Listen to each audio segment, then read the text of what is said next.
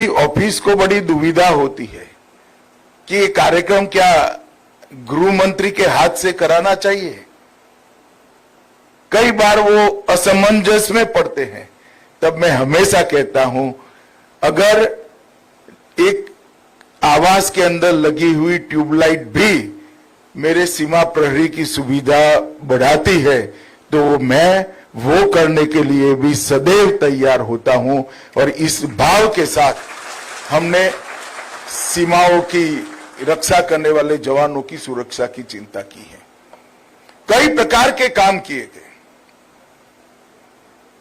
आपके स्वास्थ्य की चिंता, आपके परिवार के स्वास्थ्य की चिंता, आपके परिवार के रहने के मकान की चिंता, इसके लिए एक प्रकार से एक बहुत बड़ा डेटा बैंक बनाया गया और इलेक्ट्रॉनिक पद्धति से आवासों को चिन्हित किया गया।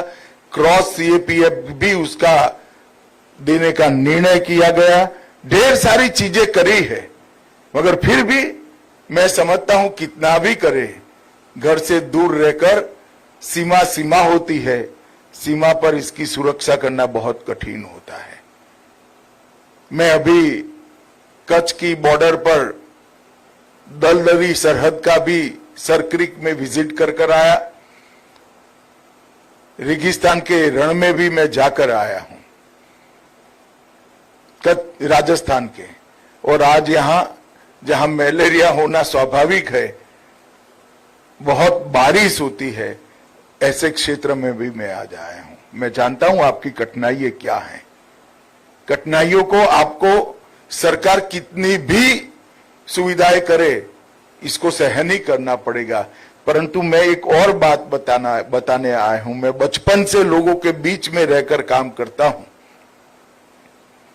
ये आपकी कठिनाइयों का संज्ञान कोई मंत्री या सरकारी बाबू लेते हैं, इससे अनेक गुना संज्ञान देश की जनता लेती है। बीएसएफ का नाम लेते ही उनके मन में एक सम्मान का भाव आता है, अहोभाव आता है। वो बताता है कि आपकी कठिनाइयों को देश की जनता देख भी रही है, महसूस भी कर रही है, और आपके तप, त्याग और एक प्रकार के समर्पण को एक्नॉलेज भी कर रही है।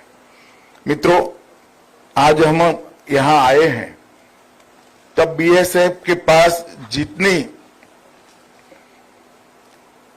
सीमाओं की सुरक्षा का जिम्मा है, पाकिस्तान बॉर्डर और बांग्लादेश बॉर्डर, इतनी विस्तृत बॉर्डर में हर सीमा का एक अलग प्रकार का चुनौती है। कहीं नशे का व्यापार है, कहीं पर ह्यूमन ट्रैफिकिंग का सवाल है, कहीं पर हथियारों के स्मगलिंग का सवाल है, कहीं पर ड्रोन से ड्रग की ट्रैफिकिंग और नकली करेंसी की ट्रैफिकिंग होती है। हर सीमा के अपने अलग अलग प्रश्न हैं। हमने तय किया है कि बीएसएफ जहां जहां है, एसएसबी जहां जहां है, वहां पर स्मार्ट बॉर्डर का निर्माण करना।